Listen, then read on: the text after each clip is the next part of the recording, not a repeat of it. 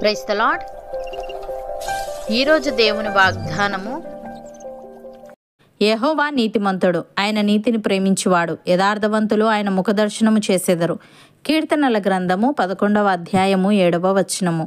సహోదరి సహోదరులారా, ఈ వాక్యం దేవుని స్వభావం మరియు యథార్థవంతులకు ఆయన ఇచ్చే బహుమానం గురించి స్పష్టంగా తెలియజేస్తుంది. దీనిని 3 భాగాలుగా అర్థం చేసుకోవచ్చు. 1 యెహోవా నీతిమంతుడు, 2 ఆయన నీతిని ప్రేమించువాడు, 3 యథార్థవంతులు ఆయన ముఖదర్శనము చేసెదరు. మొదటిగా యెహోవా నీతిమంతుడు. దేవుడు స్వతహాగా అంతర్గతంగా మరియు సంపూర్ణంగా నీతిగలవాడు. ఆయన చేసే ప్రతి పని, ఆయన తీసుకునే ప్రతి నిర్ణయం, ఆయన ఇచ్చే ప్రతి తీర్పు న్యాయబద్ధంగా ఉంటుంది.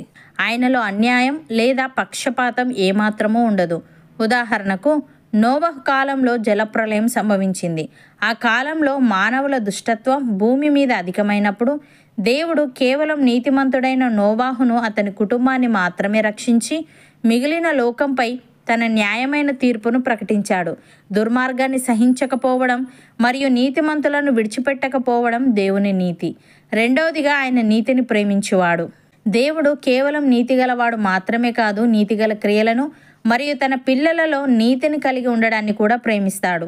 ఎవరైతే న్యాయంగా యథార్థంగా జీవిస్తారో వారిని ఆయన ఇష్టపడతాడు. ఉదాహరణకు, ఇజ్రాయేలీయులు ఆలయానికి వచ్చి బలులు అర్పించిన వారి హృదయాలు దుర్నీతితో నిండి ఉన్నప్పుడు దేవుడు ఆ ఆరాధనను తిరస్కరించాడు. ఆయన నీతిని ప్రేమించువాడు కాబట్టి క్రమబద్ధమైన మత కార్యాల కంటే పశ్చాత్తాపంతో కూడిన హృదయాన్ని, నీతితో కూడిన జీవితాన్ని ఆయన కోరుకున్నాడు. అందుకే విస్తారమైన మీ బలులు నాకేలా, దహన బలులకు పొట్టేళ్లును బాగుగా మేపిన దూడల క్రొవ్వును నాకు వెక్కసమాయను అని అన్నాడు. అలాగే మిమ్మును కడుగుకొనుడి, శుద్ధి చేసుకొనుడి, మీ దుష్క్రియలు నాకు కనబడకుండా వాటిని తొలగింపుడి అని అన్నాడు. అనగా దుర్మార్గతను విడిచిపెట్టి మంచి చేయుట నేర్చుకొనుడి అనేదే దేవుడు ప్రేమించే నీతి. మూడవదిగా యథార్థవంతులు ఆయన ముఖదర్శనము చేసెదరు. ఇక్కడ యథార్థవంతులు అంటే నిజాయితీగా, నిష్కపటమైన హృదయంతో దేవునిపై నమ్మకముంచి ఆయన మార్గాలలో నడిచేవారు అని అర్థం. ఇటువంటి వారు ఈ లోకంలోనే దేవుని కృపను మరియు సన్నిధిని అనుభవిస్తారు. అంతిమంగా పరలోకంలో ఆయన ముఖాన్ని చూసి అద్భుతమైన బహుమానాన్ని పొందుతారు. ఉదాహరణకు, హృదయశుద్ధి గలవారు ధన్యులు, వారు దేవుణ్ణి చూచెదరు అని చెప్పబడింది. ఇక్కడ యథార్థత అంటే హృదయంలో ఏ కపటం, దుర్బుద్ధి లేకుండా శుద్ధిగా ఉండటం అని అర్థం. అటువంటి హృదయ శుద్ధి గల యథార్థవంతులు క్రీస్తు రెండవ రాకడలో లేదా మరణాంతరం దేవుని మహిమగల స్వరూపాన్ని కల్లారా చూసే భాగ్యాన్ని పొందుతారు. అప్పుడు మనం అద్దంలో చూసినట్లు కాక ముఖాముఖిగా చూస్తాం. అంతిమంగా దేవుని మార్గాలలో యథార్థంగా నడిచి క్రీస్తు రక్తం ద్వారా కడగబడిన వారు నిత్య నివాసంలో చేరుతారు. అక్కడ చీకటి ఉండదు. ఆయన దాసులు ఆయనను సేవించుదురు, ఆయన ముఖదర్శనము చేసెదరు. ఇదే యథార్థవంతులకు దొరికే అత్యున్నతమైన బహుమానం. భక్తుడు ఈ విధంగా అంటున్నాడు: నీతిమంతుడు విశ్వాసమూలముగా జీవించునని వ్రాయబడిన ప్రకారము విశ్వాసమూలముగా అంతకంతకు విశ్వాసము కలుగునట్లు దేవుని నీతి దాని యందు బయలుపరచబడుచున్నది. దుర్నీతి చేత సత్యమును అడ్డగించు మనుషుల యొక్క సమస్త భక్తిహీనత మీదను దుర్నీతి మీదను దేవుని కోపము పరలోకము నుండి బయలుపరచబడుచున్నది. ఎందుకనగా దేవుని గూర్చి తెలియశక్యమైనదేదో అది వారి మధ్య విషదమై ఉన్నది. దేవుడు అది వారికి విషదపరచెను. ఆయన అదృశ్య లక్షణములు అనగా ఆయన నిత్యశక్తియు దేవత్వమును జగదుత్పత్తి మొదలుకొని సృష్టింపబడిన వస్తువులను ఆలోచించుట వలన తేటపడుచున్నవి గనుక వారు నిరుత్తరులై ఉన్నారు అని.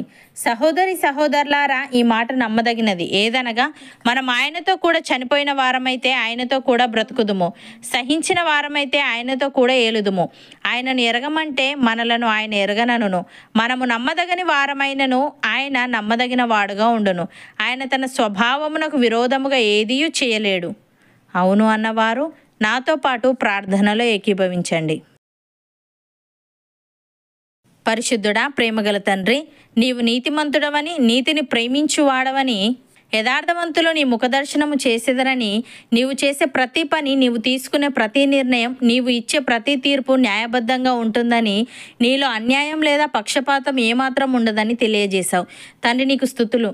దేవా, నీవు కేవలం నీతిగల వాడవు మాత్రమే కాదు, నీతిగల క్రియలను మరియు నీ పిల్లలలో నీతిని కలిగి ఉండడాన్ని కూడా ప్రేమిస్తావు గనుక మేము నీతిగా, న్యాయంగా, యథార్థంగా జీవించే వారముగా ఉండుటకు సహాయము దయచేయమని నీ మార్గాలలో యథార్థంగా నడిచి నీ రక్తం ద్వారా కడగబడిన వారు నిత్య నివాసంలో చేరుతారు గనుక మేము ఈ లోకంలో నీ కృపను మరియు సన్నిధిని అనుభవిస్తూ అంతిమంగా పరలోకంలో నీ ముఖాన్ని చూసే అద్భుతమైన బహుమానాన్ని పొందుకొనుటకు కృప చూపమని మా కొరకు పొంచి ఉన్న వారిని బట్టి నీ నిత్యానుసారముగా మాలో ప్రతి ఒక్కరిని నీవే నడిపించమని యేసుక్రీస్తు నామమున ప్రార్థిస్తున్నాము తండ్రి.